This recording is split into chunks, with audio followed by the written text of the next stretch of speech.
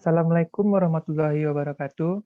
Di kesempatan kali ini, kami akan menjelaskan tentang proyeksi peta yang sesuai dengan wilayah Indonesia yang disusun oleh kelompok 2 yang beranggotakan Muhammad Irfan Syah, Eris Endarsih, dan Mutia LPAF. Poin yang pertama, pengertian proyeksi peta. Proyeksi peta adalah prosedur matematis yang menggunakan hasil pengukuran yang dilakukan di permukaan bumi fisis bisa digambarkan di atas bidang datar. Karena permukaan bumi fisis tidak teratur, maka akan sulit untuk melakukan perhitungan-perhitungan langsung dari pengukuran. Untuk itu diperlukan pendekatan secara matematis atau model dari bumi fisis tersebut. Model matematis bumi yang digunakan adalah elipsoid, putaran dengan besaran tertentu.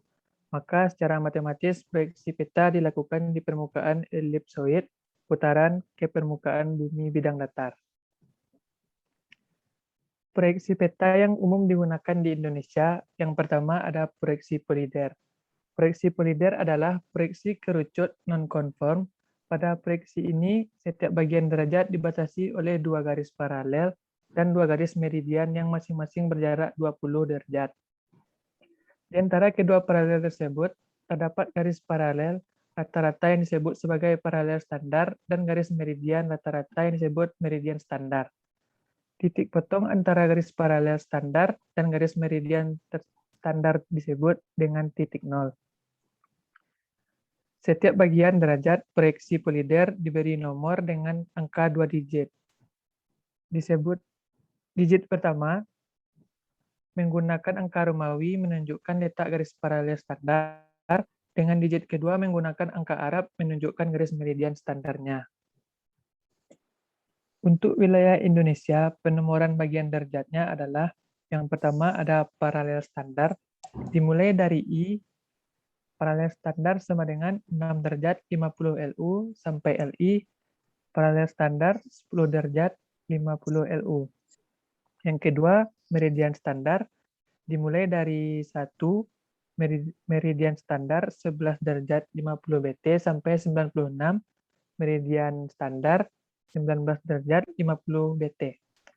Proyeksi polider beracuan pada elipsoid Basel 1884 dan meridian 0 Jakarta, yaitu 106 derajat 48 27 79 BT. Yang kedua yaitu proyeksi transverse Mercator.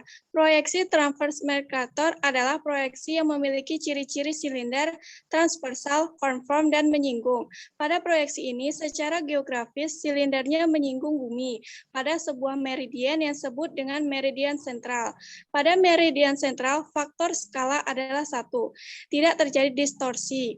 Perbesaran sepanjang meridian akan semakin meningkat pada meridian yang semakin jauh dari meridian sentral ke arah timur maupun ke arah barat. Persebaran sepanjang paralel akan semakin meningkat pada lingkaran paralel yang semakin mendekati ekuator. Dengan adanya distorsi yang semakin membesar, maka perlu diusahakan untuk memperkecil distorsi dengan membagi daerah dalam zona-zona yang sempit, daerah pada muka bumi yang dibatasi oleh dua meridian. Lebar zona proyeksi transverse Mercator biasanya sebesar 3 derajat. Setiap zona mempunyai meridian sentral sendiri, jadi seluruh permukaan bumi tidak dipetakan dalam satu silinder.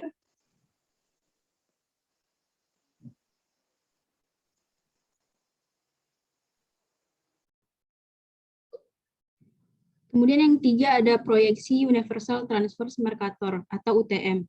Jadi proyeksi UTM adalah proyeksi yang memiliki Mercator yang memiliki sifat-sifat khusus, di mana sifat-sifat khusus tersebut adalah yang pertama ada proyeksi dengan transverse Mercator dengan lebar zona 6 derajat. Dengan sumbu pertama meridian sentral dari tiap zona dan sumbu kedua ada ekuator. Lalu proyeksi UTM ini memiliki satuan meter dengan apsis semunya itu 500.000 meter pada meridian sentral dan ordinat semu 0 meter di ekuator untuk belahan bumi bagian utara dan 10 juta meter di ekuator untuk belahan bumi di bagian selatan. Dengan faktor skalanya itu adalah 0,9996 pada meridian sentral. Adapun penomoran dari zonanya itu dimulai dengan zona 1 dari 180 derajat BB sampai dengan 174 derajat BB. Zona kedua itu dari 174 derajat BB sampai dengan 160 derajat BB. Dan seterusnya sampai dengan zona 60, yaitu 174 derajat B sampai dengan 180 derajat BT. Kemudian batas lintangnya, yaitu 84 derajat LU dan 80 derajat LS. Dengan lebar lintang untuk masing-masing zonanya itu adalah 8 derajat, kecuali untuk lintang X, yaitu 12 derajat. Kemudian yang terakhir ada penomoran bagian derajat lintang, dimulai dari notasi C, D, E, F, sampai X. Notasi huruf I dan O tidak digunakan.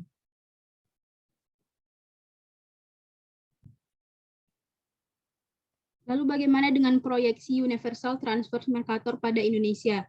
Jadi wilayah Indonesia itu terbagi dalam 9 zona UTM, di mana dimulai dari meridian 90 derajat BT sampai dengan meridian 144 derajat BT, dengan batas lintangnya itu 11 derajat LS sampai 6 derajat LU. Dengan demikian, wilayah Indonesia itu terdapat pada zona 46 sampai dengan zona 54.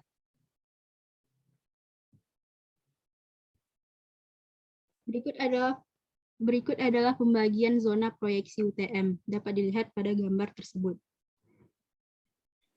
Kemudian yang keempat ada proyeksi transverse Mercator 3 derajat atau TM 3 derajat.